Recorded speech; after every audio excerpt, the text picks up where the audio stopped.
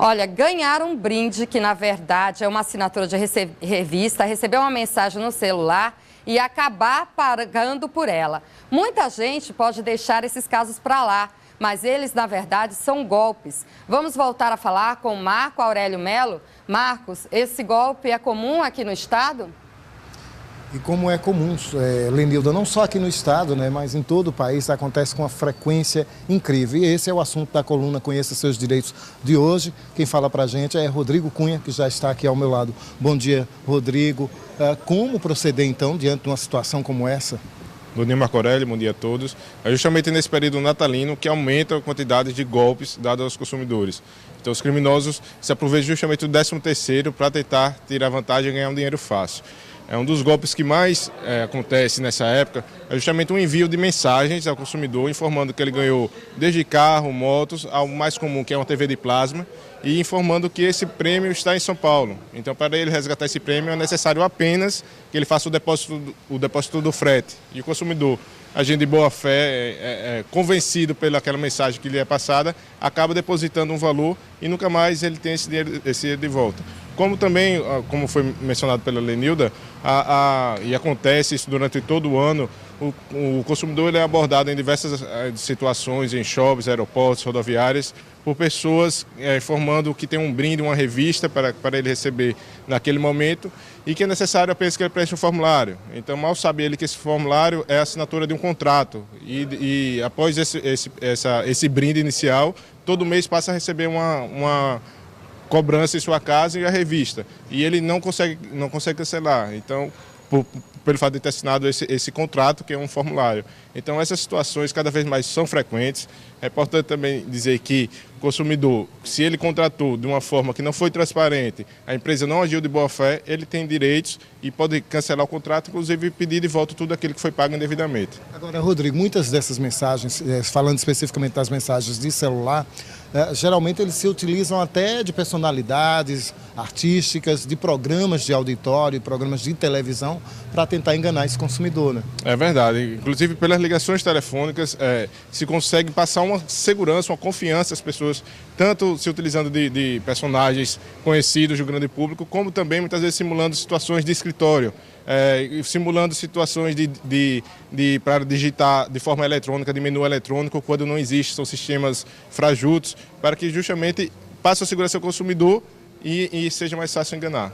No caso, então, o melhor a fazer é desconfiar, não atender esse tipo de chamado, nem ligação, muito menos quando é abordado num aeroporto. A principal dica é justamente desconfiar de tudo que é vantagem excessiva.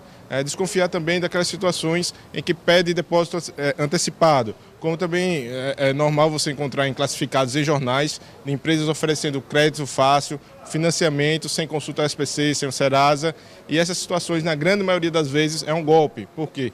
Porque até em alguns casos se consegue limpar o nome da pessoa, tendo em vista que quando você faz um acordo com a empresa, na primeira parcela o seu nome é retirado, mas que a dívida permanece com o saldo restante. Então, naquele primeiro momento, quando o consumidor realmente identifica essa situação, ele vê que o seu nome foi retirado, mas que posteriormente, como não há o pagamento das outras parcelas, o consumidor volta a ser inserido nesses cadastros. Então, é importante o consumidor sempre desconfiar.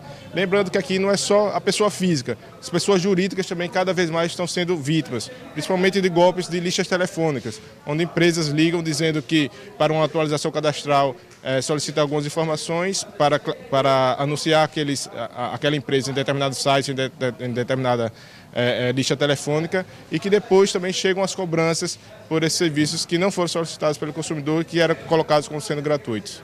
Golpe também que acontece, chega muita mensagem através do e-mail, né, pedindo para solicitando informações, basta preencher um formulário, basta passar alguns dados, que aí você ganha um brinde. Também se deve desconfiar, além de que pode ter um vírus instalado ali, né?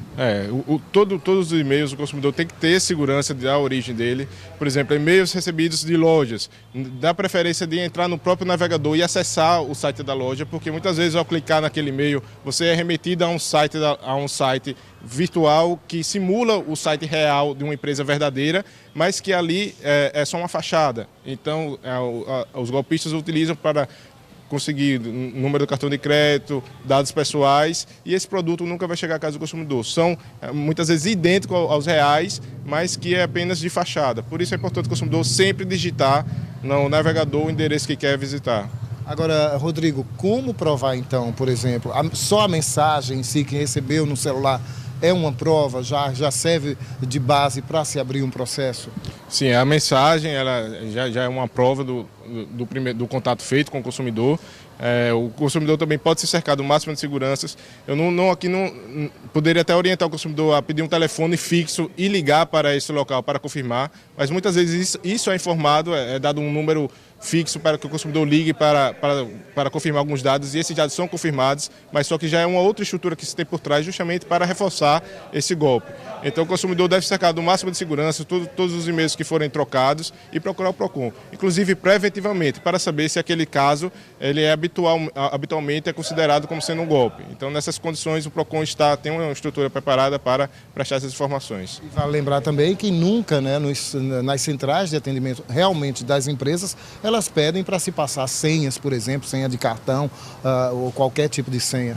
Mas muitas vezes o consumidor ele se prevalece, ou os golpistas se prevalecem justamente da ignorância do consumidor, das pessoas idosas, e simulam situações, como por exemplo, você falando de telefone, simulam ser um gerente do banco, dão informações precisas das pessoas, informam que tem, por exemplo, mais recente, que está acontecendo muito no PROCON, ações da antiga Telemar para o consumidor receber. Então é necessário apenas que ele informe alguns dados e simulam esses menus eletrônicos, e o consumidor digita pensando que está digitando de forma para o sistema confiável, mas na verdade é uma forma de pegar esses dados e fazer um golpe ainda maior.